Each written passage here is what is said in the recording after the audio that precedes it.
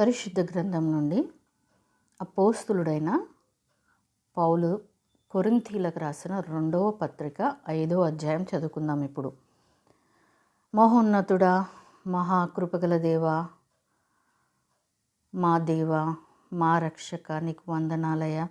ఇదిగో తండ్రి, నీ వాక్యం చదువుచుండగా ప్రభువా, మేమందరం కూడా తండ్రి నీ వాక్యపు వెలుగులో ప్రభువా తండ్రి మమ్మల్ని మేము సరి చేసుకుంటూ ప్రభువా నీ యందు సంతోషంగా జీవించడానికి నీవే మాకు సహాయం చేయమని యేసయ్య పరిశుద్ధ నామం అడిగి వేడుకుంటున్నాం మా తండ్రి, ఆమేన్.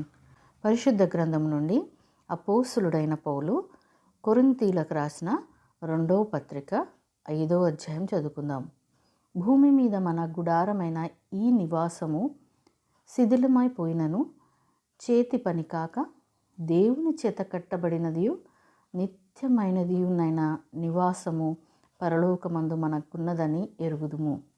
మనము దిగంబరులం కాక వస్త్రము ధరించుకునిన వారంగా కనబడుదుము. కాబట్టి పరలోకము నుండి వచ్చు మన నివాసము దీనిపైన ధరించుకొనని అపేక్షించుచు దీనిలో మూలుగుచున్నాము. ఈ గుడారంలోనున్న మనము భారం మోసుకొని మూలుగుచున్నాము.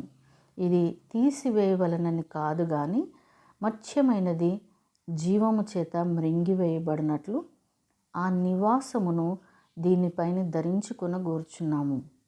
దీని నిమిత్తము మనలను సిద్ధపరిచిన వాడు దేవుడే, మరియు ఆయన తన ఆత్మ అను సంచకరువును మనకు అనుగ్రహించి ఉన్నాడు. వెలిచూపు వలన కాక విశ్వాసము వలననే నడుచుకొనుచున్నాము గనుక ఈ దేహంలో నివసించుచున్న అంతకాలము ప్రభువునకు దూరంగా ఉన్నామని ఎరిగి ఉండి ఎల్లప్పుడూ ధైర్యం గలవారమై ఉన్నాము. ఇట్లు ధైర్యము కలిగి ఈ దేహమును విడిచిపెట్టి ప్రభువునొద్ద నివసించుటకు ఇష్టపడుచున్నాము. కావున దేహమందున్నను దేహమును విడిచినను ఆయనకిష్టులమై ఉండవలనని మిగుల అపేక్షించుచున్నాము.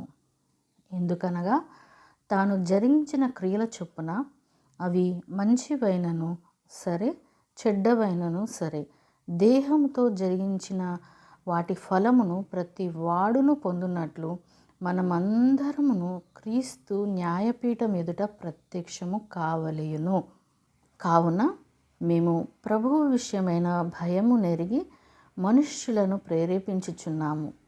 మేము దేవునికి ప్రత్యక్షపరచబడిన వారము, మీ మనస్సాక్షులకు కూడా ప్రత్యక్షపరచబడి ఉన్నామని నమ్ముచున్నాము.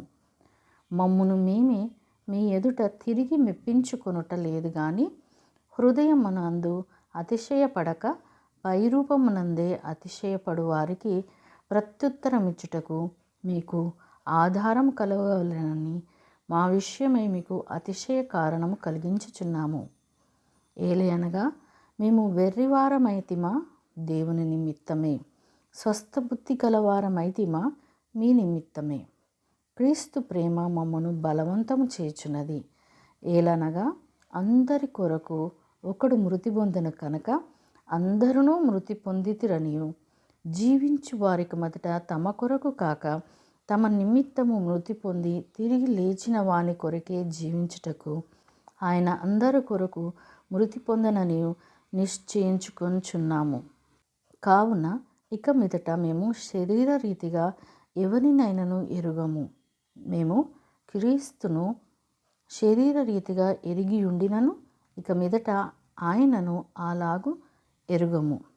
కాగా ఎవడైనను క్రీస్తునందున్న ఎడల వాడు నూతన సృష్టి, పాతవి గతించెను, ఇదిగో క్రొత్తవాయెను. సమస్తమును దేవుని వలననైనవి. ఆయన మనలను క్రీస్తు ద్వారా తనతో సమాధానపరచుకొని ఆ సమాధానపరచు పరిచర్యను మాకు అనుగ్రహించెను.